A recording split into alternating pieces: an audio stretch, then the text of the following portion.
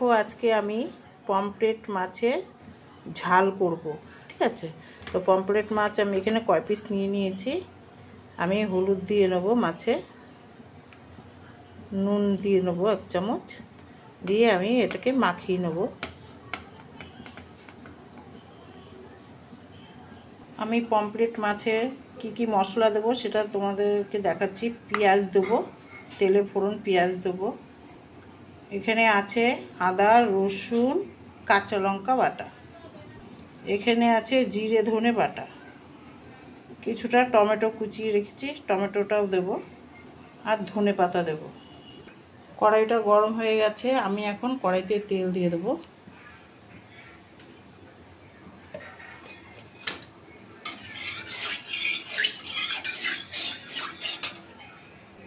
তেল গরম হয়ে গেছে, এখন আমি মাছগুলোকে ভেজে নেব।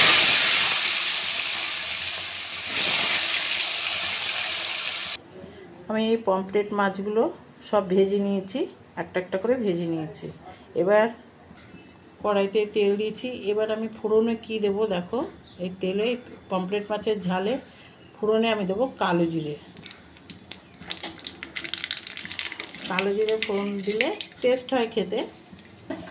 তারপরে আমি ছেড়ে দেবো, এই পেঁয়াজটা দিয়ে দেবো।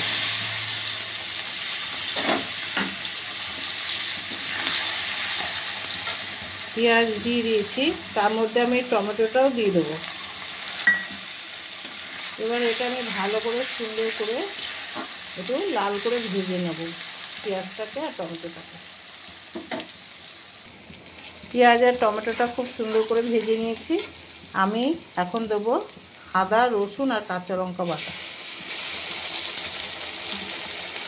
এটা দিয়ে একটুখানি বেশ মশলাটা কষিয়ে নেব।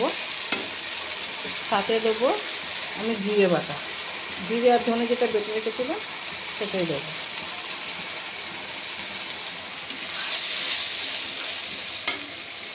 আমি 1 চামচ কাশ্মীরের লঙ্কা গুঁড়ো দিলাম, যাতে কালারটা সুন্দর হয়। তো এভাবে সুন্দর করে কষিয়ে নিতে হবে। কষিয়ে ভালো করে মশলাটাকে আমি এখন কষিয়ে নেব বেশ কিছুক্ষণ। এবার বেশ কিছুক্ষণ মশলাটা কষিয়ে নিলাম। আমি এখন স্বাদ মতো 1 চামচ হলুদ দিয়ে দেবো, 1 চামচ নুন দিয়ে দেবো, দিয়ে আর একটুখানি মশলাটা কষিয়ে নেব। মশলাটা সুন্দর করে দেখো, খুব সুন্দর করে কষিয়ে নিয়েছি, কালারটাও খুব সুন্দর হয়েছে। আমি এখন মশলায় জল দিয়ে দেবো, বেশি জল দেবো না, যেহেতু ঝাল ঝাল করবো, বেশি জল দেবো না। মাছগুলো দিয়ে দেবো, মাছগুলো সব দিয়ে দিয়েছি। এবার আমি ধনে পাতা দিয়ে দেবো, দিয়ে এবার একটু বেশ ফুটবো। আমার মাছটা কমপ্লিট হয়ে এসছে, পমফ্রেট মাছটা। এবার আমি একটা পাত্রে ঢেলে নেব। এই আমার পমফ্রেট মাছটা পুরো কমপ্লিট হয়ে গেল। তোমরা এরকম বাড়িতে রান্না করে খেতে পারো, খুবই ভালো লাগে, এটা ঘরোয়া রান্না। তো কেমন লাগলো আমার পমফ্রেট মাছের ঝালটা? তো ভালো লাগলে লাইক কমেন্ট করবে। Thank you so much.